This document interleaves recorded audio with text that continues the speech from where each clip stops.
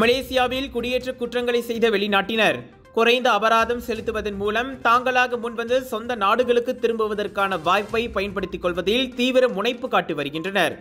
இம்மாதம் 31ஆம் தேதியோடு முடிவடையும் மலேசிய குடிநுழைவு வெளியேற்றும் திட்டத்தின் கீழ் தாயகம் திரும்புவதற்கு பதிவு செய்வதற்காக குவாலலும்பூரில் உள்ள குடிநுழைவுத்துறையின் அலுவலகத்தில் வெளிநாட்டினர் கூட்டம் அதிகமாக காணப்படுகிறது.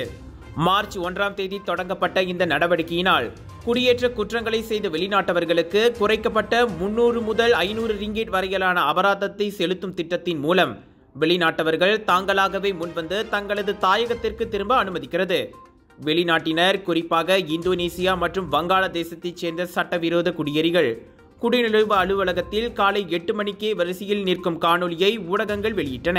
சட்டப்பூர்வ வழக்கை எதிர்கொள்ளாமல் தங்கள் சொந்த நாடுகளுக்கு திரும்ப விரும்பும் ஆவணமற்ற குடியேறிகளிடமிருந்து இந்த திட்டத்திற்கு நல்ல வரவேற்பு கிடைத்ததாக கூறப்பட்டது.